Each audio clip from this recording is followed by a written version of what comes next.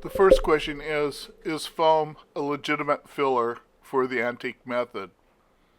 I say it is, because when you read Coriaderi and he says go out and gather twigs and trees and thatch, that's the equivalent of foam.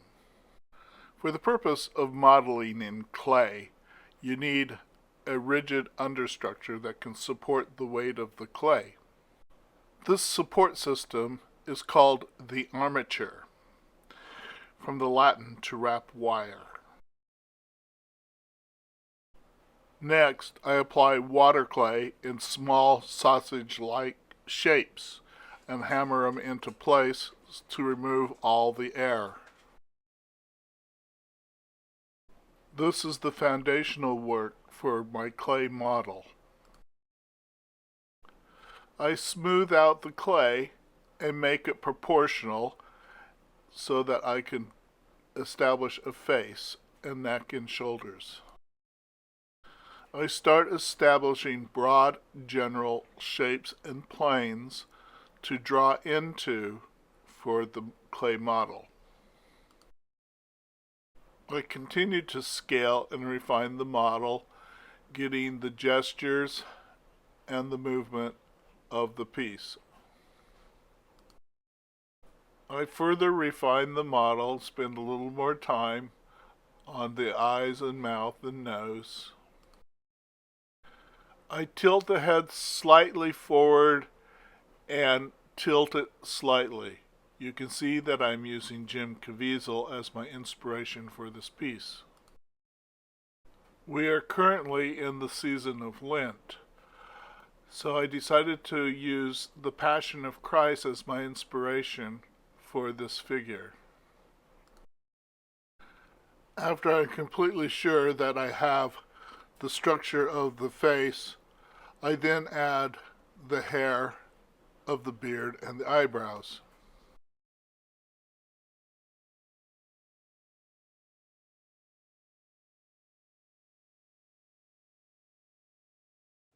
I put the hair in large general shapes.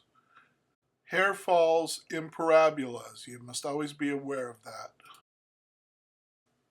With the hair and the gesture, I'm just looking for an overall movement and sense of shape for how the hair will move in the stone. I'm not really going to try and pin it down too much.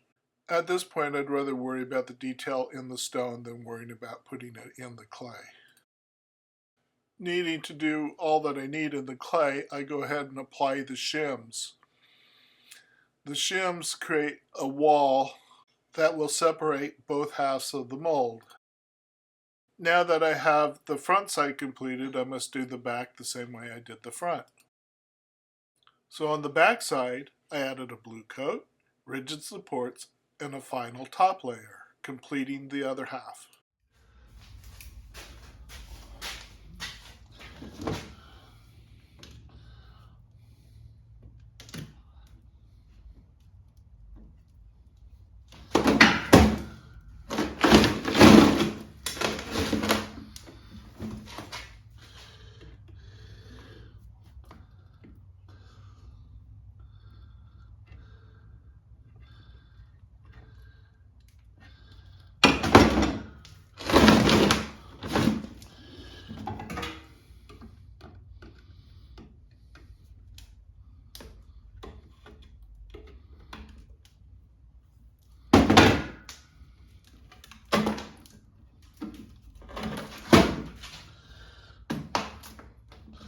That's the inside of the mold.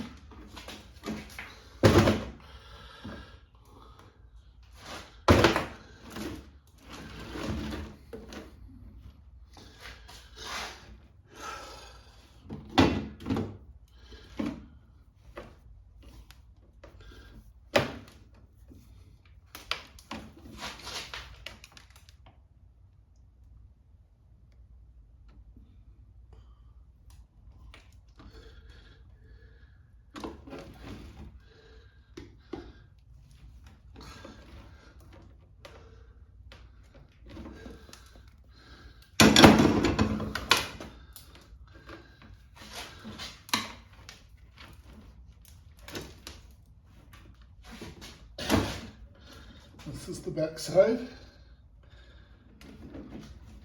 We put the two molds together like this.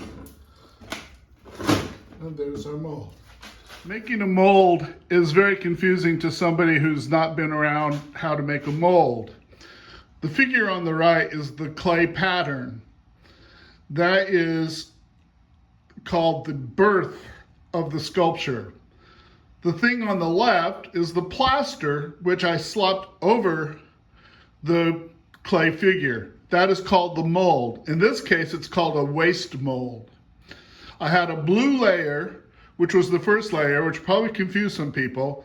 But when you break the mold off, you break it down to the blue layer. So the first thing I'm going to do is remove the straps. These held the mold together until I was able to pour plaster into the mold.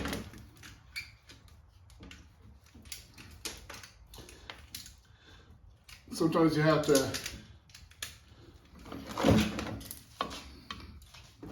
I'll break the flange off first.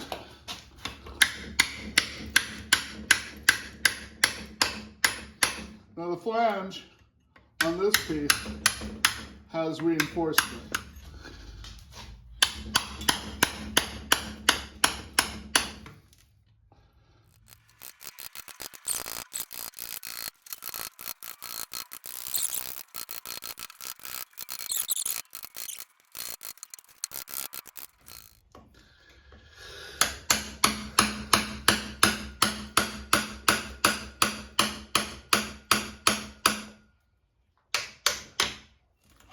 And that's the reinforcement. So we'll go over here and break everything away up to that reinforcement.